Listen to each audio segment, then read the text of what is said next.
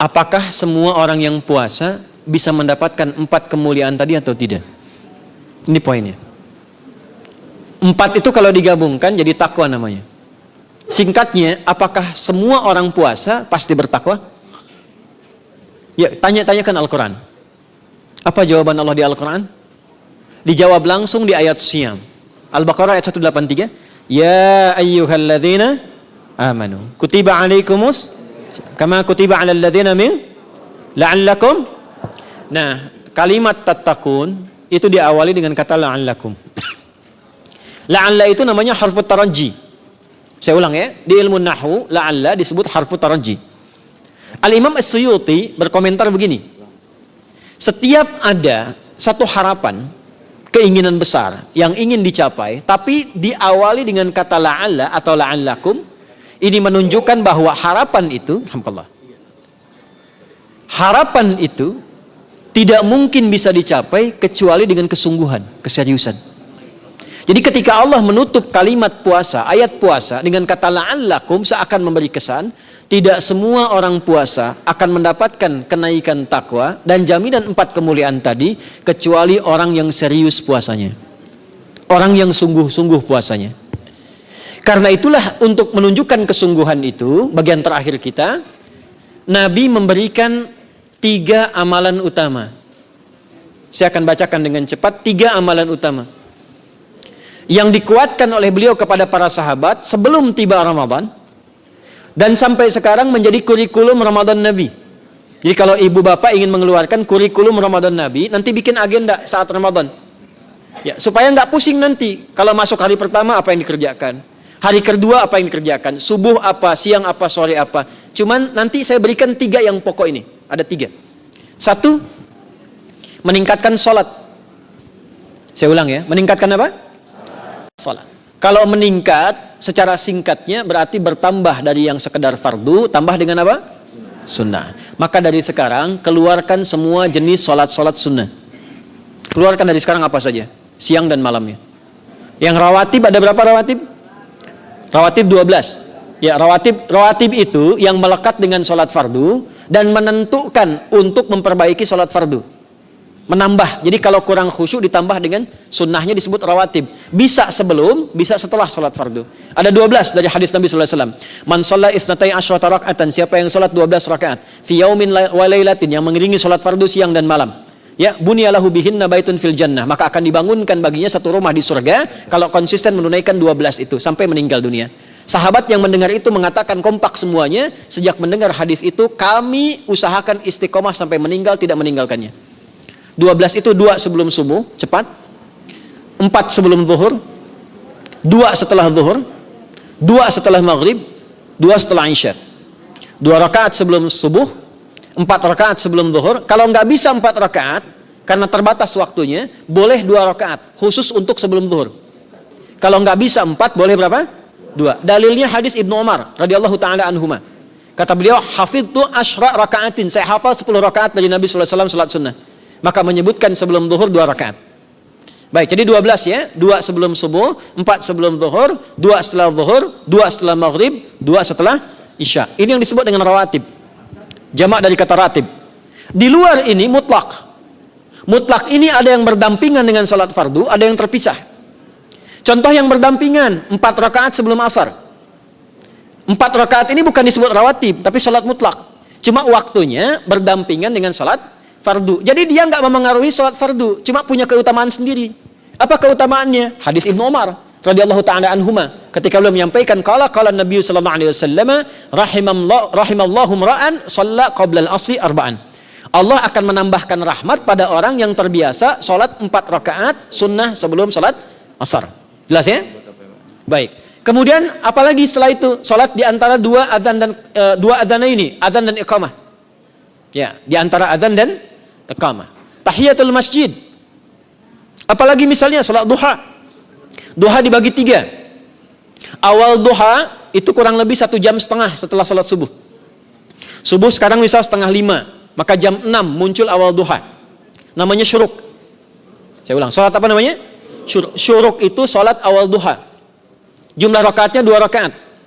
Man shalal ghadata fil jama'ati thumma yaqudu yadhkurullah subhanahu wa ta'ala fa yusalli rak'ataini fakana alaihi ka ajri umratin wa hajjin, ya ka ajri ummatin wa hajjin tamatan. Siapa yang salat subuh 2 rakaat dengan berjamaah, ya, dan umumnya kalau berjamaah bisa ke masjid di masjid. Kalau tak mampu ke masjid, tunaikan di rumahnya. Setelah itu tidak beranjak dulu, dia duduk untuk berzikir kepada Allah. Zikir itu bisa baca Quran. Quran surah 15 ayat 9 itu Quran disebut dengan zikir. Quran surah 54 ayat 17, 22, 32, 40 itu Quran disebut dengan zikir. Bisa baca Quran, bisa berdoa. Doa disebut dengan zikir. Quran surah ke-7 ayat 205. Ya. Bisa dengan apa lagi? Bertafakur, ya, mengaji, ta'lim, itu disebut dengan zikir. Ali Imran ayat 190 191. Alladzina yadhkuruna Allaha qiyaman wa qu'udan wa 'ala junubihim wa yatafakkaruna fi khalqis samawati wal ard. Ya, disebut dengan zikir. Bisa bertasbih. Zikir pagi petang, kalimat-kalimat thayyibah, ada itu di Quran surah keempat ayat 103. Jadi habis salat subuh zikir dulu. Doa dulu, zikir dulu, belajar dulu, tafsir dulu. Setelah itu muncul syuruk. Perjalanannya disebut isyraq, melewati masyrik, 1 tombak bayangan, dia salat 2 rakaat, itu pahala salatnya senilai haji dan umrah. Sempurna. Bukan sudah haji, bukan. Mau kemana? Ibu mau haji dulu? Tidak. Ya, hajinya nanti bulan Dzulhijjah. Tapi senilai haji dan umrah itu 2 rakaat. Awal duha disebut apa? Syuruk. Pertengahan duha sekitar jam 9 jam 10. Jumlahnya 2 sampai 4 rakaat. Ya, 2 sampai 4 rakaat. Apa fungsinya? 1, mengganti seluruh zikir yang ada dalam tubuh kita. Mata berzikir, telinga berzikir, lisan berzikir, bisa diganti dengan 2 rakaat duha. Itu waktunya pertengahan duha. Kurang lebih dari jam 8, 9, 10 lah, kurang lebih 3 jam itu, ya. Yang kedua, bisa menghambat atau menghentikan, menahan satu musibah umum. Misal ada kebanjiran nih atau macet nih. Orang-orang kena macet. Bapak yang biasa sholat duha pertengahan itu tiba-tiba ditolong oleh Allah, dibebaskan. Tiba-tiba ada orang datang, Pak lewat sini di sana macet. Atau dibimbing ada kontraflow. Itu manfaatnya duha tuh. Yang pertengahan. Yang terakhir adalah akhir duha. Sekitar jam 10 sampai jam 11 menjelang ke zuhur. Ya, akhir duha itu jumlahnya dari 2 bisa 4 sampai 8 rakaat.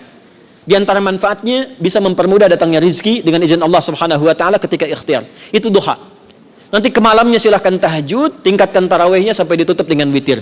Itu salat. 2 yang terakhir saya cepat, 2 yang terakhir adalah banyak berinteraksi dengan Al-Qur'an. Ada 3 caranya. 1, banyak membaca. Itu namanya qiraah. Silahkan Bapak Ibu siapkan dari sekarang, targetnya khatam misalnya 1 kali berapa juz? 30 juz. Kalau mau gampang bagi 30, berarti 1 hari berapa? 1 juz. Paling gampang lagi, supaya nggak capek ngajinya, supaya nggak capek, bagi 1 juz 5 waktu sholat. Contoh, juz pertama itu Al-Baqarah plus Al-Fatihah. Al-Fatihah saya nggak hitung lah karena sudah hafal ya. Al-Baqarah itu 141 ayat, juz pertama. Bagi 5, 28. Jadi setiap ketemu waktu sholat, bagi 2 lagi, 28 bagi 2 berapa? 14. Sebelum sholat baca 14 ayat, setelah sholat baca 14 ayat. Itu 14 ayat tuh paling-paling nggak nyampe 5 menit Bu, Pak. Kalau investasi 10 menit setiap waktu sholat, bagi 2 kita baca 14 ayat, itu insya Allah selesai Ramadan khatam Quran. Itu udah rumus. Ya, tidak cukup dengan amin, siapkan dari sekarang. Siapkan. Ya. Kemudian mengkaji, kajian, tilawah. Itu tilawah itu di hadis Muslim pahalanya banyak. Ya, majtama'a qaumun fi baitin min buyutillahi. Ya, kita ngajinya Quran hadis ya, biar ya, lebih kuat dalilnya. Majtama'a qaumun fi baitin min buyutillahi yatluna kitaballahi wa yatadarasuna fima bainahum. Ya, siapa yang bisa tilawah Quran, ngaji, tafsir, keluarkan misalnya untuk Ramadan 10 hari saya pengen tahu Al-Fatihah. Itu ketika dilakukan punya 4 keutamaan. 1, ghasyiyatuhum rahmah. Selama ngaji rahmat Allah dibentangkan. Kalau pengen doa cepat dikabulkan, kalau istighfar diampuni. Yang kedua, awas ini nazalat alaihimus sakinah, diberikan ketenangan dalam jiwa. Bapak Ibu pengen di rumah tangga nyari sakinah, isi dengan Quran di rumah. Amalan terakhir infak. Ya, hadisnya dari Ibnu Abbas, Ibnu Abbas radhiyallahu taala anhuma, qala, ya, beliau mengatakan kana Nabi sallallahu alaihi wasallam ajwadan nas wa ajwadu ma yakunu fi Ramadan. Adalah Nabi sallallahu alaihi wasallam itu orang yang sangat luar biasa dermawan dan lembut. Dan bertambah dermawan lagi ketika tiba Ramadan. Apa yang dilakukan Nabi? Mensupport sahabat, siapapun yang punya anggaran untuk infak, disiapkan sebelum Ramadan. Jangan berpikir banyak Bu. Yang penting ada anggaran, 30.000 nggak ada masalah. Setiap hari 1.000, tidak harus uang, makanan. Pernah dengar hadis ini nggak? Siapa yang memfasilitasi bukaan orang puasa walaupun dengan sebiji kurma dan sehirup air, maka dia mendapatkan pahala seperti orang puasa itu tanpa dikurangi sedikit pun. Ada? Hadisnya sahih di At-Tirmidzi. Tapi bukan berarti nyanyi kurma ke Tanah Abang setiap hari satu. Terus minumnya satu sedotan aja ganti-ganti. Ya, maksudnya apa? Yang paling minimal kita bisa keluarkan. Itu pahalanya 700 kali lipat dikali 10. Paling standar. 700 kali itu standar biasa di hari ini. Dalilnya Al-Baqarah ayat 261 yang dibacakan Adinda tadi kita itu. Ramadan kali 10 lagi. Maka dari itu disiapkan dari sekarang untuk infak. Kalau kami di desa itu, ibu saya selalu kalau Ramadan itu RT-nya setiap rumah. Ini untuk bukaan hari ini rumah A, rumah B, rumah C. Bukaan besok rumah A, rumah B, rumah C. Boleh tuh di PWM Pak dipraktikkan. Ya, misalnya anggota perserikatan siapa dikasih kesempatan. Mungkin nanti yang lain kurmanya, yang ini misalnya jeruknya, yang ini ininya. Setiap ada bukaan ya kirim ke yatimnya, ya kemudian ke pondok-pondok asuhan Muhammadiyah yang tadi disebutkan sekian ribu itu, cari pahala. Ya, saya kira itu yang bisa saya sampaikan sampai dengan batas waktu yang diberikan. Semoga bermanfaat dan semoga Allah Subhanahu wa taala memberikan kemuliaan kepada kita semua, kesehatan, dan saya yang terakhir saya ingin sampaikan doa penting. Tolong hafalkan doa ini. Dan ini doa yang diajarkan Nabi menjelang Ramadan. Supaya mendapatkan kesehatan, kekuatan, keselamatan untuk beribadah saat Ramadan. Hadisnya di At-Tirmidzi nomor hadis 3254. Qala, langsung saja qala Nabi sallallahu alaihi wasallam. Allahumma ahillahu alaina bil yumni wal iman wassalamati wal islam rabbi wa rabbukallah. Nah, itu tolong nanti dihafalkan, tadi sudah direkam, dibimbing. Nanti ketika ditetapkan masuk awal Ramadan, bacakan itu. Ya Allah, anugerahkan awal Ramadan kepada kami dengan ketenangan, kedamaian, kekuatan iman, keselamatan, sehat, nggak sakit sampai selesai puasanya, diberikan kekuatan untuk ibadah dalam keislaman, dan diikhlaskan hanya karena Allah Subhanahu wa taala. Subhanakallahumma wa bihamdika nasyhadu an la ilaha illa anta nastaghfiruka wa natubu ilaik. Wa akhiru da'wana anil hamdulillahi rabbil alamin wal 'afu minkum fastabiqul khairat. Assalamualaikum warahmatullahi wabarakatuh.